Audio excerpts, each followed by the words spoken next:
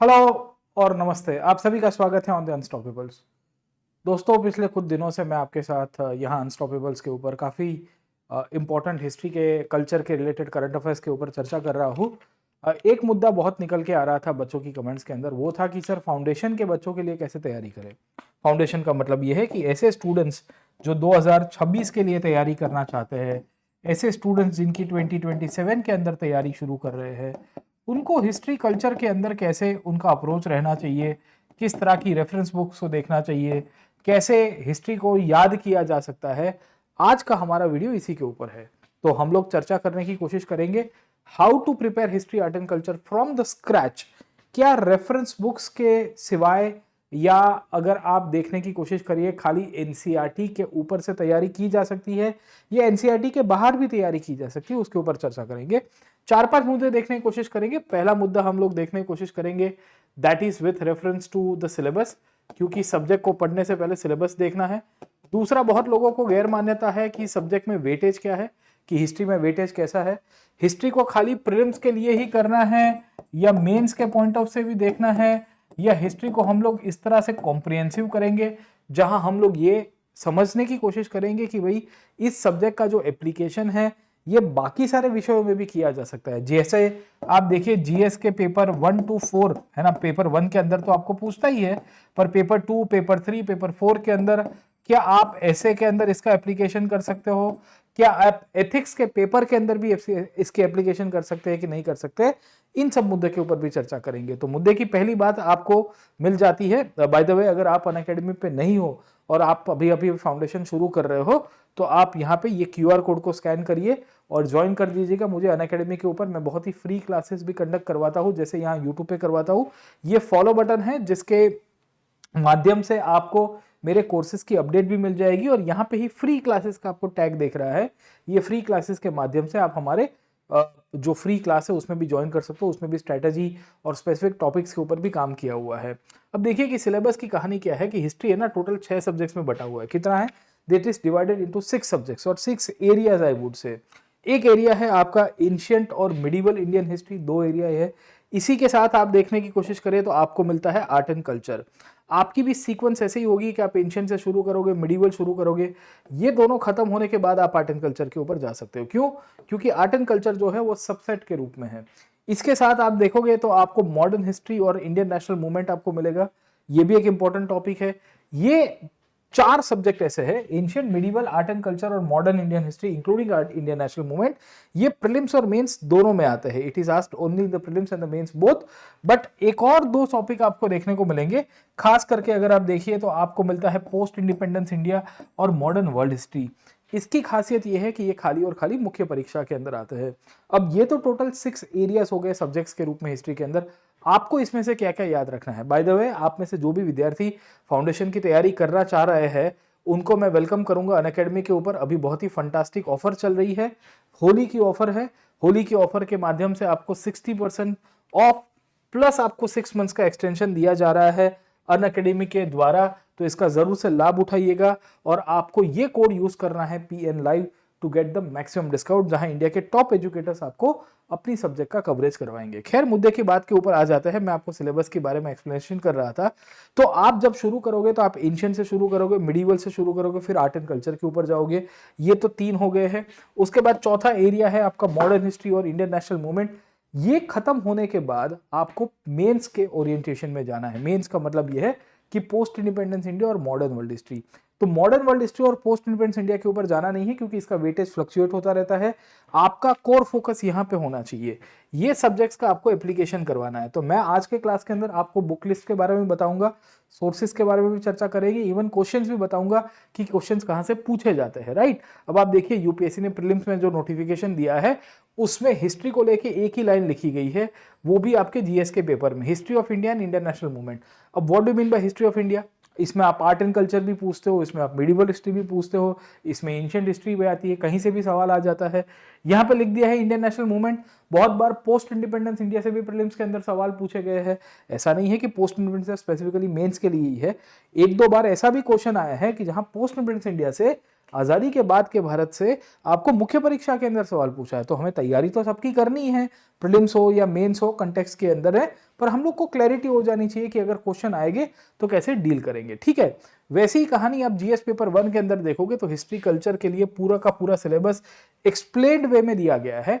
इसमें Indian culture भी दिया गया है, जिसमें बोला गया है कि भाई salient aspect of art and culture, modern Indian history की भी बात की है, साथों के साथों फ्रीडम स्ट्रगल की भी बात की है, पोस्ट इंडिपेंडेंस कंसोलिडेशन जहां पे आपको एक्सप्लिसिटली लिखा गया है, और history of the modern world from 18th century, 18वीं शताब्दी के भारत के कंटेक्स्ट में भी आपको वर्ल्ड हिस्ट्री का सिलेबस है। तो सिलेबस को पहले से आप अच्छे से पढ़िएगा, क्योंकि सिलेबस को पढ़ने से आपको लिंकेजेस आती है। अब देखिए कि ये सिलेबस खाली पढ़ने से आपको एक अंडरस्टैंडिंग तो आएगी, पर क्वेश्चंस देखे बिना आपको अधूरा लगेगा। तो आप जब हिस्ट्री की तैयारी शुरू करते हो तो बहुत बार बच्चों को ये सवाल आता है कि कैसे करना है, किस तरह से करना है सर, ठीक है। तो हिस्ट्री जीएस के अंदर पेपर 1 में आता है, पेपर 1 में आता है, जीएस के पेपर 1 प्रीलिम्स के अंदर, मुख्य परीक्षा में भी पेपर 1 के अंदर ही आता है, और उसका फ्लक्चुएशंस होता रहता है, वेटेज बहुत ही फ्लक्चुएट होता रहता है। जैसे कि अगर आप यहाँ पे देखने की कोशिश करिए तो this are the number of questions that is asked from the history art and culture. 2024 के अंदर मोटे मोटे तौर के ऊपर अगर आप देखोगे 13 के आसपास सवाल पूछे गए थे, 13 के आसपास सर, ठीक है। So around 13 questions were asked in history art and culture.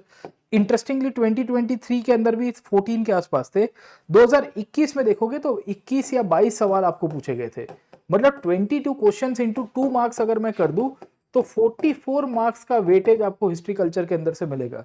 वही 2013 के अंदर अगर आप देखोगे तो 15 मार्क्स का ही वेटेज था, यानी कि 15 क्वेश्चन 15 इंटू 2 करेंगे तो 30 मार्क्स का वेटेज आपको मिलेगा, राइट। तो out of 200 marks of question paper, history many a times comes around 40 marks, many a times it is being asked around 20 marks, मतलब 24 मार्क्स और 26 मार्क्स, क्योंकि 12 क्वेश्चन हो गए तो 12 इंटू 2 कर दोगे तो हम लोग को 24 मार्क का वेटेज मिलेगा। तो वेटेज फ्लक्चुएट होता रहा है, आप देखिए अप्स एंड डाउन्स मिलते रहेंगे सर, ठीक है।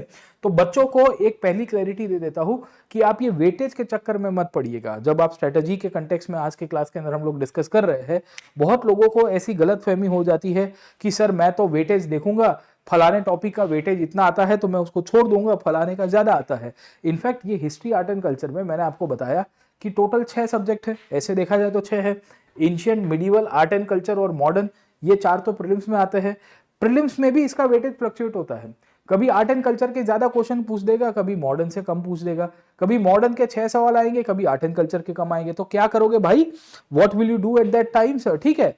तो you should not be dependent on the weightage, मैं आपको पहले से ही बता रहा हूं, prepare for the worst and hope for the best, okay. आप सबसे खराब से खराब परिस्थिति के लिए अपने आप को तैयार कर दीजिए दोस्तों, क्योंकि आप अभी ये सोचोगे कि नहीं मैं तो मिडिवल को छोड़ के चला जाऊंगा, सब मिडिवल इंडिया से मुख्य परीक्षा में सवाल आ गया। अच्छा, आपको जब तैयारी करनी है तो ऐसी तैयारी करनी है ancient, medieval, art and culture की, मॉडर्न की, क्योंकि ये दोनों के दोनों प्रीलिम्स मेंस दोनों में आते हैं, राइट। ये 4 टॉपिक ऐसे हैं, modern Indian history, Indian national movement के साथ, यानी कि आज़ादी के दौर में हमारा जो आंदोलन चला है वो, ancient history, medieval history and art and culture, आपको साथ में करना है, कॉम्प्रिहेंसिव तैयारी करनी है। मतलब ये नहीं है कि आप प्रीलिम्स के लिए अलग से करोगे और फिर मुख्य परीक्षा के लिए आप अंडरस्टैंडिंग उस तरह से लोगे जहां आपका पूरा एनालिटिकल स्किल्स डेवलप होगा। खाली और खाली जो प्रैक्टिस करने की प्रक्रिया है या आंसर राइटिंग की जो प्रक्रिया है, जिसे क्वालिटी एनहांसमेंट प्रोग्राम के रूप में हम लोग कराते हैं, उसको आप बाद में कर सकते हो सर, ठीक है। बट टाइम बीइंग आपका फाउंडेशन तो अच्छी तरह से इकट्ठा करके ही आपको करना है। इनफैक्ट आप यहां देख लीजिए, मुख्य परीक्षा के अंदर जब हम लोग मेंस का वेटेज देखते हैं तो 2024 में आप देखोगे तो पोस्ट इंडिपेंडेंस इंडिया से 10 मार्क, यानी कि एक ही सवाल आया। अब वही अगर आप 2013 में देखोगे तो पोस्ट इंडिपेंडेंस इंडिया से 50 मार्क का सवाल आया। बीच में उसने पोस्ट इंडिपेंडेंस इंडिया के ऊपर सवाल ही नहीं पूछे, यहाँ पे 0-0 आपको देखने को मिल रहा होगा सर, ठीक है। वर्ल्ड हिस्ट्री में भी यही हुआ कि 2023 के अंदर या 24 में आपको 30 मार्क का सवाल पूछ दिया, और 2024 से पहले देखोगे तो 20-21 के 22 के आसपास आपको 0 मार्क्स का क्वेश्चन है। मतलब यह है कि इसमें भी उसका कोई मतलब गारंटी नहीं है। 2013 में आपको मुख्य परीक्षा के अंदर मेनली अगर आप देखने की कोशिश करोगे तो आउट ऑफ 250 मार्क्स 130 मार्क्स के आसपास का हिस्ट्री और कल्चर पूछ दिया था। कभी कभी वो हिस्ट्री कल्चर का वेटेज कम कर देता है। जैसे यहाँ पे देखोगे तो 35 प्लस 10 प्लस 15 इस तरह से टोटल मिला के 80-100 मार्क्स के आसपास का उसका वेटेज होगा। यहाँ देखोगे तो 50 और 25 मार्क मतलब 75 मार्क का वेटेज कर दिया है। तो वो वेरी करता रहता है। तो हमें तो प्रिपरेशन सबकी होनी चाहिए। वर्ल्ड हिस्ट्री और पोस्ट इंडिपेंडेंस खाली मुख्य परीक्षा के अंदर आता है, पर तैयारी तो उसकी भी करनी पड़ेगी, अच्छी खासी करनी पड़ेगी। कि अगर गलती से 40 मार्क का वर्ल्ड हिस्ट्री आ गया तो क्या करेंगे भाई, अगर गलती से 30 मार्क का पोस्ट इंडिपेंडेंस इंडिया आ गया तो क्या करेंगे भाई, है ना। तो हमें तैयारी अच्छी तरह से करनी है। तो हम लोग क्या करेंगे, एक एक करके आगे तैयारी को देखते हैं। बाय द वे मैंने आपको ऑफर के बारे में बता दिया है, ये बहुत ही होली की फंटास्टिक ऑफर है, इसका जरूर से लाभ उठाइएगा। हमारी नई बैचेस के अंदर भी आप एनरोल कर सकते हो। अभी जो स्पेसिफिक प्रीलिम्स स्पेसिफिक हमारा कोर्स चल रहा है 9999 के अंदर आपको जीएस प्लस सीसेट सब कुछ दिया जा रहा है।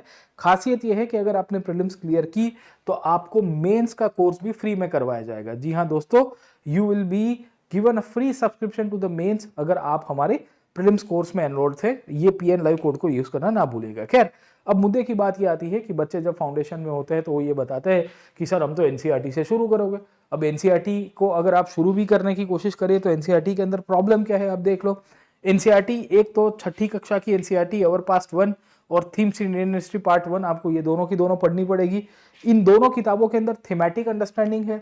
अब जब आप इसको एनसीईआरटी को पढ़ते हो तो एनसीईआरटी में क्या क्या चीजें आपको देखनी है और हिस्ट्री में क्या क्या चीजें देखनी है। तो लोग क्या करते हैं कि क्रोनोलॉजिकल हिस्ट्री को नहीं देखते हैं, सबसे बड़ी गलती ये है सर। ठीक है, देखो history is the chronological study of the past. आप इतिहास को जब विषय के रूप में देखते हो तो हमें क्लैरिटी हो जानी चाहिए कि ये chronological study of the past है। इवेंट्स को हम लोग एनालिसिस करते हैं with respect to socio polity economy religion, right. Okay, अब इसमें बहुत लोगों को गैर मान्यता है कि भाई कंसेप्ट पूछता है यूपीएससी, पॉलिटिकल हिस्ट्री नहीं पूछता। तंबूरे का आप क्वेश्चन देख लो यहाँ पे, ये 2023 की प्रीलिम्स में सवाल पूछा था। ये 4 डायनेस्टीज के नाम पूछ ले, होयसाल, गढ़वाल, काकटिया, यादवा, और पूछा गया कि इनमें से कौन सी डायनेस्टी और किंगडम 8th सेंचुरी एडी में, अर्ली 8th सेंचुरी के अंदर अपना साम्राज्य बनाती है। अरे भाई साहब, ये तो पॉलिटिकल हिस्ट्री है, टाइम और स्पेस के साथ डायमेंशन है। तो आपको नेम ऑफ द डायनेस्टीज याद रखने हैं, नेम ऑफ द किंग्स याद रखने हैं, इंपॉर्टेंट पर्सनालिटीज के ऊपर से आपको सवाल बहुत आता रहता है। आप जब एंशिएंट हिस्ट्री पढ़ोगे तो हमेशा थीमेटिक पढ़िएगा, पर क्रोनोलॉजी पढ़िएगा। ठीक है, मैंने यहाँ पे एनसीईआरटी की सीरीज ली हुई है जहां मैं क्रोनोलॉजिकली टर्न बाय टर्न आपको समझाने की कोशिश करता हूं कि कैसे आपको उसको रिकॉल करना है, याद रखना है सर। ठीक है, दूसरा, हिस्ट्री के अंदर आपको लिटरेचर के ऊपर से बहुत सोर्स क्वेश्चंस आते हैं, आर्कियोलॉजी से बहुत सोर्सेज आते हैं। आप देखिए क्वेश्चंस के अंदर से आपको ये सवाल पूछ दिया गया, मैच द फॉलोइंग, है ना, ये पिछले साल का था 2023 के प्रीलिम्स के कंटेक्स्ट में, जिसमें यह पूछा गया कि इनमें से कौन से ऑथर्स का मैच द फॉलोइंग सही है ना। देवी चंद्रगुप्त बिल्हान, हमीर महाकाव्य, नयनचंद सूरी, मिलिंद पन्हा, नागार्जुन, नीति वाक्य, अमृत सोमदेव सूरी। और अब भाई साहब हमको कुछ पता ही नहीं है। इंटरेस्टिंग ये है कि क्या आपको इस तरह के सवाल एनसीईआरटी के अंदर मिलते हैं? बिल्कुल नहीं मिलेंगे, क्योंकि ये जो आपकी लिटरेचर की टेक्स्ट बुक है या एंशिएंट हिस्ट्री की या मिडिवल इंडिया की जो टेक्स्ट बुक है उसमें आपको इस तरह के नाम नहीं मिलते। मतलब ये है कि जब आप हिस्ट्री की तैयारी करोगे तो फाउंडेशन के लिए एनसीईआरटी पढ़ना ठीक है सर, ठीक है, पर फाउंडेशन के बियॉन्ड आप आगे जाओगे। जब हम लोग एडवांस लर्निंग करते हैं, एडवांस लर्निंग का मतलब है कि चीजों को और ज्यादा जब पुश करेंगे, धक्का लगाने की कोशिश करेंगे, तो हमें एनसीईआरटी के बाहर भी देखना है। और हम जब एनसीईआरटी के बाहर देखने की कोशिश करेंगे तो हमें यह क्लैरिटी होनी चाहिए कि क्वेश्चंस बाहर से आते हैं, अलग अलग रेफरेंस बुक से आते हैं, मल्टीपल बुक से आपको चीजें देखने को मिलेगी। खैर, तो आपको लिटरेचर से सवाल आता है, वैसे ही बुद्धिज्म जैनिज्म से आता है। बुद्धिज्म जैनिज्म से भी कैसा सवाल पूछ दिया, Sautrantika and Sammitiya were sects of Jainism, Sarvastivadi that constitutes phenomena were not wholly momentary but existed forever in a latent form. अब आप देखिए कि इसको इतना डेप्थ में करना पड़ेगा, ये डेप्थ आपका फाउंडेशन के अंदर एनसीईआरटी के अंदर होगा ही नहीं। तो आप जब एंशिएंट हिस्ट्री पढ़ना शुरू करोगे, बुद्धिज्म जैनिज्म को पढ़ना शुरू करोगे, तो बहुत डेप्थ के अंदर पढ़िएगा। In fact UPSC as is favourite habit of asking name of the ports. आपको लोकेशन पूछ देगा कि इनमें से कौन से पोर्ट्स किसके साथ जुड़े हुए थे, या कौन सी डायनेस्टी की आर्किटेक्चर किसके साथ जुड़ी हुई थी। जैसे यहाँ पे देखिए कल्चरल लोकेशंस के ऊपर सवाल पूछा, बेशनगर साइवाइट, भज बुद्धिस्ट केव, सीता नवसल जैन केव। अब ये दिया गया है तो बहुत ही स्केटर्ड दिया गया है। स्केटर्ड का मतलब क्या है सर? ठीक है, हमारे पास जो एनसीईआरटी है अवेलेबल है, जो फाउंडेशन कंसोलिडेशन की बुक है, उसमें बहुत स्केटर्ड चैप्टर वाइज अलग अलग चीजें दी गई है जो बच्चों को कंसोलिडेशन में बहुत प्रॉब्लम आती है। तो जब आप एंशिएंट हिस्ट्री पढ़ना शुरू करोगे सर, ठीक है, तो आपके साथ एक बहुत बड़ी प्रॉब्लम होगी, वो है कंसोलिडेशन ऑफ रिसोर्सेज की। तो आपको कंसोलिडेट करते रहना है, जब आप तैयारी करोगे आपकी नोट्स को अपडेट करते रहना है, कंसोलिडेट करते रहना है। और खासियत यह है कि जब आप हिस्ट्री को पढ़ोगे तो कल्चर के साथ कोरिलेट करके पढ़ना। क्यों? क्योंकि कल्चर और हिस्ट्री बेसिकली एक ही है, हमारे लिए तो एक ही है। हम भले कल्चर को एक अलग सब्जेक्ट के रूप में देखते हैं, पर हिस्टोरिकल बेसिस के ऊपर से ही कल्चर बना। मैं क्यों बता रहा हूं, उसके पीछे का कारण देखिए। बेसनगर वॉज अ साइट जिसे विदिशा कहते थे प्राचीन भारत में। विदिशा एक ऐसी साइट के रूप में आपको मिलती है जहां पे हमें ये पता चलता है कि ये केव्स हुआ करती थी, उदयगिरी वाली जो केव्स है वो मिल जाती है, वहां पे गरुड़ पिलर मिल जाता है। पूछा क्या है, शाइवाइट केव श्राइन, ये गलत हो जाता है सर, ठीक है।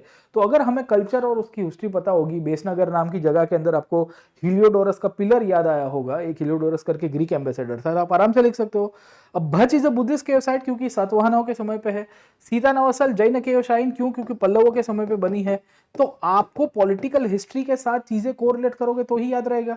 तो हिस्ट्री को और कल्चर को हमेशा इंटरलिंक करके पढ़िएगा, क्योंकि इससे आपका कल्चर की तैयारी भी शुरू हो जाएगी, राइट। तो एंशिएंट हिस्ट्री में ज्यादातर यहां से क्वेश्चंस आते हैं। इनफैक्ट बहुत बार क्वेश्चंस करंट अफेयर से लिंक अप करके भी पूछे गए। करंट अफेयर से मतलब आप सोच नहीं सकते वैसे आपको करंट अफेयर से क्वेश्चन आपको पूछा गया था। जैसे एक सवाल करंट सेंट्रिक आपको पूछा गया ये वाला सर, ठीक है, आर्ट एंड कल्चर के करंट अफेयर से पूछा गया 64 योगिनी मंदिर के बारे में, कि भाई ये 64 योगिनी मंदिर है, ये मोरेना के अंदर आया हुआ है, उसके बारे में बताइए। और फिर क्वेश्चन दिया गया कि ये कचगप डायनेस्टी के द्वारा बनाया गया था, ये वैष्णविज्म को दर्शाता है, ये सर्कुलर टेम्पल है। और इसके अंदर एक पॉपुलर बिलीफ है कि हमारी जो पार्लियामेंट की बिल्डिंग थी ना, आपने पुरानी पार्लियामेंट की बिल्डिंग देखी होगी, गोल आकार की है सर, ठीक है, उसके साथ कोरिलेट करता है। अब ये क्यों आया? क्योंकि ये 2021 के प्रीलिम्स में आया था, 2021 के प्रीलिम्स में। ये 2021 2020 की प्रीलिम्स के अंदर इसके लिए पूछा गया क्योंकि ये उस टाइम पे इंडियन पार्लियामेंट का नए बिल्डिंग का कंस्ट्रक्शन हो रहा था, उसके साथ ये कोरिलेट करता है सर, ठीक है। तो वो कोरिलेशंस के रूप में उसने पूछवा दिया। अब ये कहां से करोगे भाई? ये तो आपको कोई स्टैंडर्ड रेफरेंस बुक के अंदर नहीं दिया गया है। तो आपको करंट अफेयर्स भी करने हैं हिस्ट्री के अंदर। एक बार आपका स्टैटिक पोर्शन खत्म हो जाए ना सर, ठीक है, उसके बाद आप तुरंत ही करंट सेंट्रिक अप्रोच के ऊपर भी जाएंगे और करंट के एरियाज को स्टैटिक के साथ लिंकअप करेंगे, ठीक है। ये तो रही एंशिएंट हिस्ट्री की कहानी। अब सवाल ये आता है कि एनसीईआरटी में तो सब कुछ होता नहीं है। एनसीईआरटी में नहीं होता है तो किस में होगा भाई? तो फिर रेफरेंस बुक्स में होगा।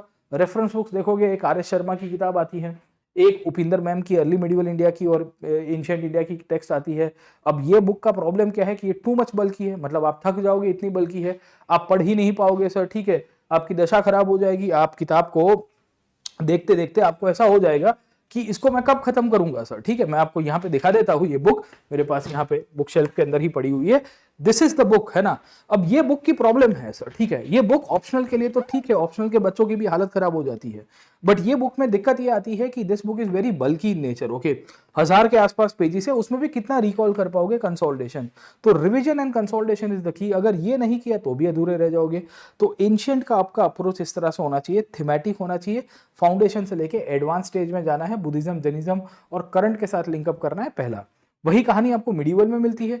मिडिवल में भी पॉलिटिकल हिस्ट्री पूछता है, विजयनगर के ऊपर पूछा है, चोलास के ऊपर क्वेश्चन पूछा गया है। मिडिवल के ऊपर अगर आप देखोगे तो आपको फॉरेन इन्वेजन पूछे, मंगोलों की कहानी पूछी गई है, मिडिवल एडमिनिस्ट्रेशन की कहानी पूछी गई है, आपको लड़ाइयों के ऊपर से क्वेश्चंस आए हैं, बैटल्स के ऊपर से क्वेश्चन आए हैं सर, ठीक है। विजयनगर पोर्चुगीज की कॉन्फ्लिक्ट के ऊपर से क्वेश्चन आया है, विजयनगर आर्किटेक्चर के ऊपर से सवाल आया है। इनफैक्ट विजयनगर के कंटेक्स्ट में आर्किटेक्चर की अपनी ही महत्वता है। पर्शियन ऑथर्स के ऊपर से सवाल आपको पूछे गए हैं। तो there are variety of questions that are being asked, हमको क्लैरिटी हो जानी चाहिए। इनफैक्ट मिडिवल इंडिया में भी इकोनॉमिक हिस्ट्री उतनी ही इंपॉर्टेंट है। इसमें भी प्लेसेस, साइट्स, लोकेशन, डायनेस्टीज के कैपिटल आपको अच्छे से करके जाना है। इसके अंदर ही आपको पोर्ट्स के ऊपर भी सवाल आया है। और मिडिवल में रिलीजन भी बहुत इंपॉर्टेंट है, क्योंकि भक्ति सूफी मूवमेंट आपको मिलेगा, तो भक्ति संतों के ऊपर से सवाल आएगा, कबीर के ऊपर आएगा, रामानंद के ऊपर आएगा, तुलसीदास के ऊपर आएगा। बाबर जब इंडिया में अटैक करता है तो कौन किसका कंटेम्पररी था, अकबर कौन से सूफी गुरु को फॉलो करता था। तो there are variety of questions that can be formed in the medieval India. हमको क्लैरिटी हो जानी चाहिए। अब वो क्लैरिटी तभी हो पाएगी जब हमारे पास क्रोनोलॉजिकली क्लियर है कि कौन सी डायनेस्टी पहले आई, कौन सी डायनेस्टी बाद में आई, तो क्रोनोलॉजिकल स्टडीज और उसमें से एक्सट्रैक्ट करना है। तो देखिए not all is important in medieval India, पर मिडिवल इंडिया के अंदर आपको एक बार यूपीएससी ने पूछा technological progress in the Delhi सल्तनत, है ना, कि दिल्ली सल्तनत में किस तरह से टेक्नोलॉजिकल प्रोग्रेस हुआ, तकनीकी विकास कैसे हुआ, ये टेक्नोलॉजिकल प्रोग्रेस से ह्यूमन लाइफ के ऊपर क्या इंपैक्ट पड़ी, वैसे सवाल आपको पूछे गए हैं। अब ये तो दिमाग की बत्ती खोलने वाला है, तो एनालिटिकल डिस्कशंस आपको इसके ऊपर सोचने पड़ेंगे। ये तब हो पाएगा जब आपकी फाउंडेशन बहुत अच्छी तरह से होगी। अब मिडिवल इंडिया में भी आप देखिए, जैसे ये सवाल पूछ दिया, कौन से राजा ने तुंगभद्रा नदी के किनारे डैम बनाया था सर, ठीक है। अब सीधा फैक्चुअल सवाल है। आप देखिए पॉलिटिकल हिस्ट्री से बहुत लोगों को लगता है कि मिडिवल इंडिया में फैक्ट्स नहीं पूछता, यूपीएससी ने सीधा फैक्ट पूछ दिया। तो फैक्ट इज इंपॉर्टेंट। अब फैक्ट कब याद रहेगी कि राजा की कंट्रीब्यूशन कहां से कहां तक मिलती है, राजा किसके साथ अच्छे संबंध बना के रखा है। विजयनगर डायनेस्टी हमारे लिए बहुत इंपॉर्टेंट है। इनफैक्ट दिल्ली के सुल्तान के केस में आप देखिए तो आपको स्लेव डायनेस्टी हो गई है, या खिलजी डायनेस्टी हो गई है, तुगलक डायनेस्टी हो गई है, सबों के ऊपर से अलग अलग थीमेटिक वेराइटी से सवाल पूछने की शक्यता है। तो you should be prepared in that, आपको उसके बारे में क्लैरिटी हो जानी चाहिए सर, ठीक है। अब मिडिवल में भी प्रॉब्लम क्या है, मिडिवल में भी 2 एनसीईआरटी आपको देखने को मिलती है। नई एनसीईआरटी है अवर पास 2 और themes in Indian history part 2। इसको आपको सिलेक्टिव पढ़ना पड़ता है, क्यों, क्योंकि इसमें भी थीमेटिक क्वेश्चंस है, थीमेटिक टॉपिक है, क्वेश्चंस आपको फैक्ट के रूप में आता है। तो अगर आपकी क्रोनोलॉजी क्लियर होगी तो आप कर सकते हो। दूसरा प्रॉब्लम इसमें मिडिवल में यह है कि सतीश चंद्र साहब की बुक आती है। अब ये बुक भी बड़ी बल्कि है, दिस बुक इज ऑल्सो बल्कि, इसका भी अगर आप कॉस्ट बेनिफिट एनालिसिस देखोगे तो बड़ा प्रॉब्लमेटिक होगा। तीसरा आपको तमिलनाडु बोर्ड की बुक मिलेगी सर, ठीक है, तमिलनाडु बोर्ड की बुक मिल जाएगी। तमिलनाडु बोर्ड की बुक आप पढ़ सकते हो, उसके ऊपर मैंने वीडियो भी बनाया है। प्रॉब्लम तमिलनाडु बोर्ड के साथ ये है कि उसके बाहर भी सवाल आते हैं, डेप्थ के अंदर सवाल आते हैं, और हम ये एक्सपेक्ट करते हैं एक एस्पायरेंट से और बीइंग यूपीएससी के कंटेक्स्ट से कि भाई देखो यूपीएससी तो कहीं से भी पूछेगा, हमें हमारी प्रिपरेशन होनी चाहिए।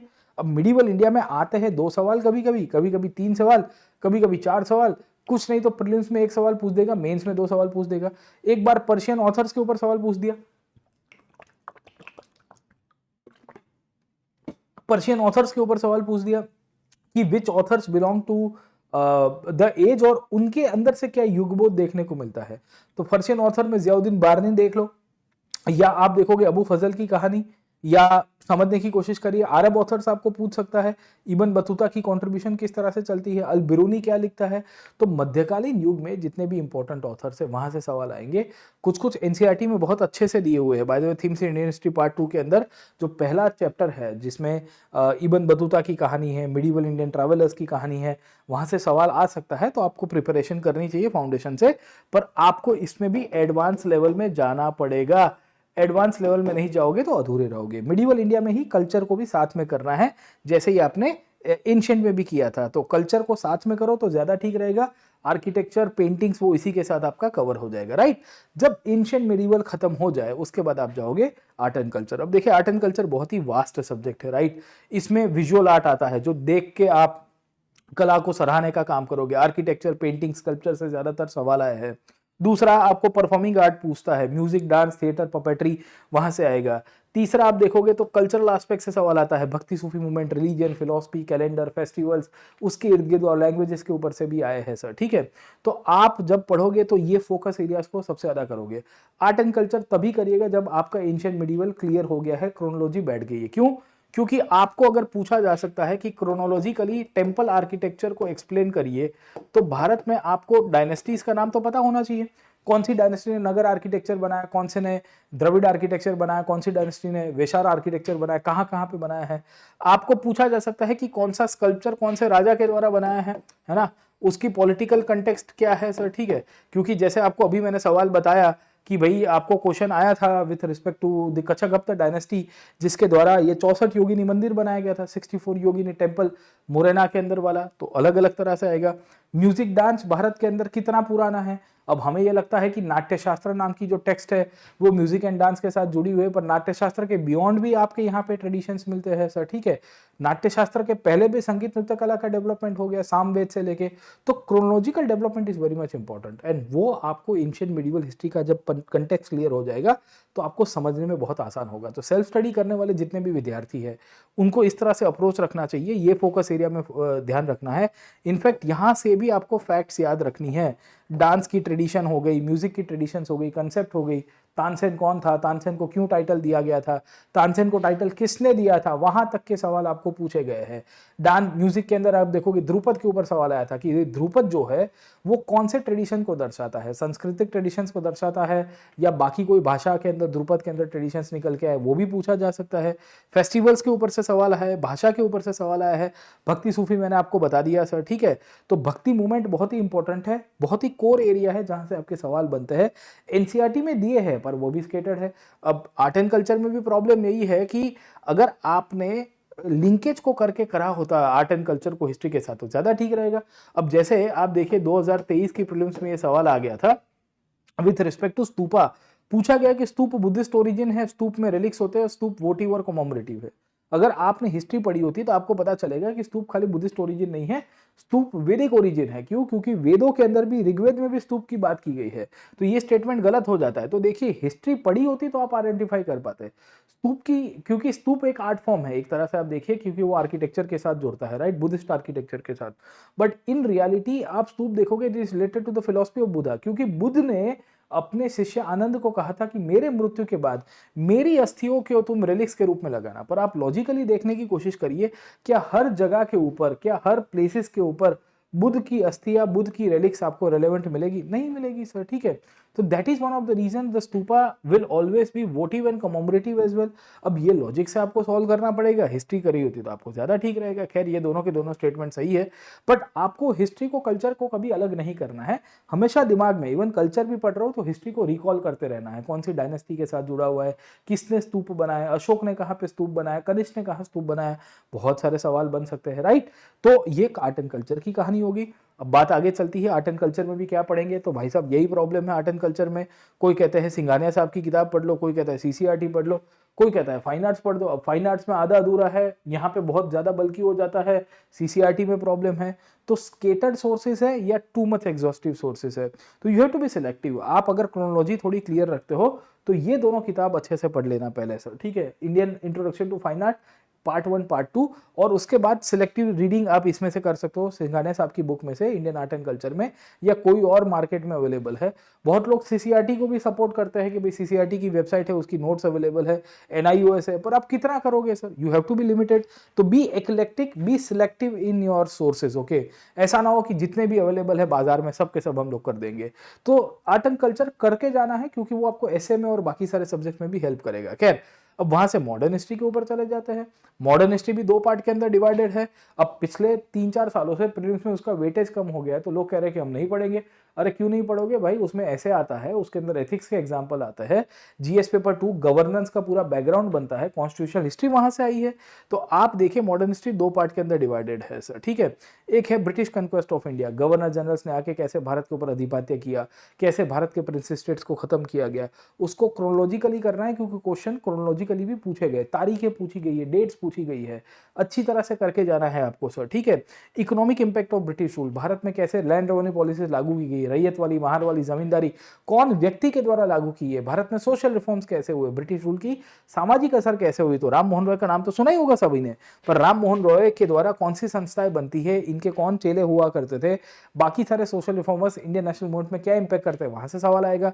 वो छोड़ दो, आपको अलग तरह से पूछा जा सकता है नेशनल मूवमेंट के अंदर से भी सवाल, गांधी के आने से पहले, गांधी के आने के बाद क्या इंपैक्ट पड़ती है।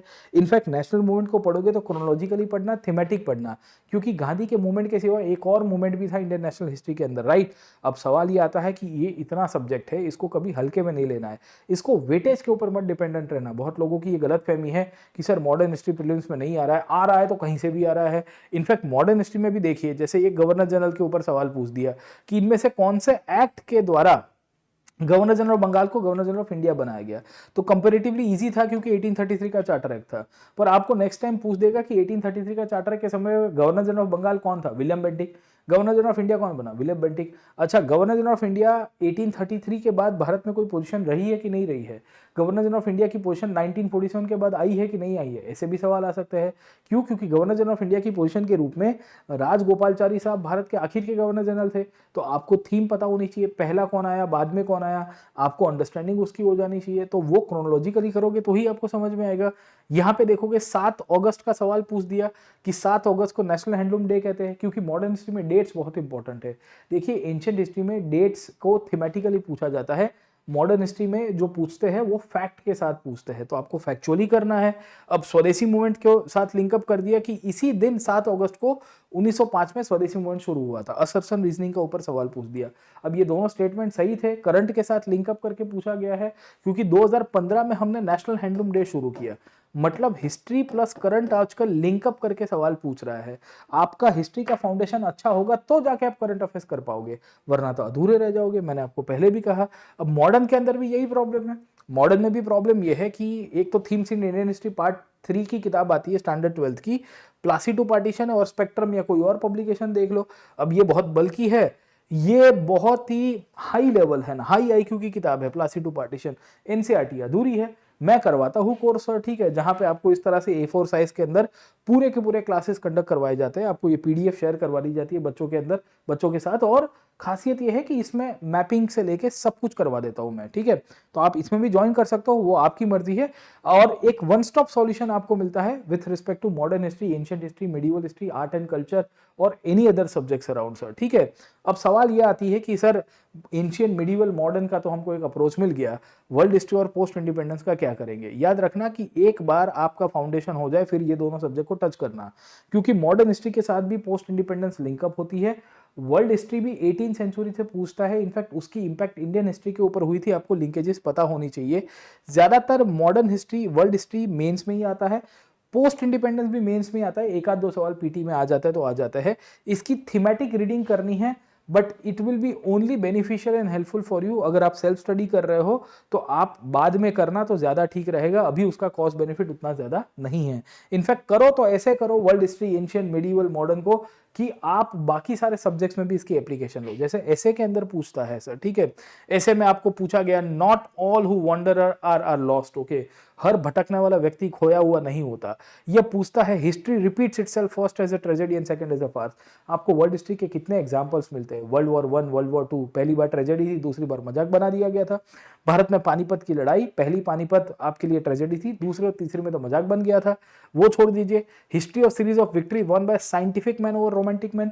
रोमांटिसिज्म के कारण व्यक्ति का कभी विकास नहीं हो पाएगा एक हद से ज्यादा, आपको वैज्ञानिक अभिगम करना पड़ेगा। इंग्लैंड क्यों इंडस्ट्रियलाइजेशन में चला गया, इंडियन क्यों इतनी बड़ी कॉलोनी बना पाया, इंग्लैंड क्यों इतना बड़ा साम्राज्य बना पाता, उसके पीछे का कारण है साइंटिफिक अप्रोच को अपनाना सर, ठीक है।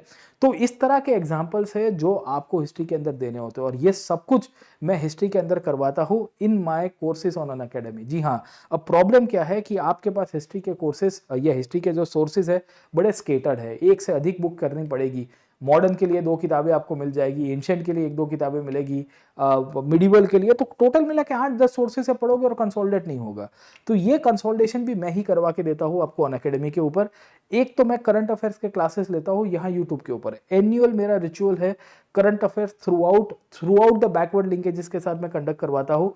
तो आप ये करंट अफेयर्स के क्लासेस तो यूट्यूब के ऊपर देखते रहिएगा, मैं हर मंथ भी कराता हूँ और प्रीलिम्स के पहले भी कराता हूँ। इसके सिवाय, करंट अफेयर्स के सिवाय आपको याद रखनी है कि डेट्स इंपॉर्टेंट है, फैक्ट इंपॉर्टेंट है, और एनालिसिस मेंस के अंदर करना है।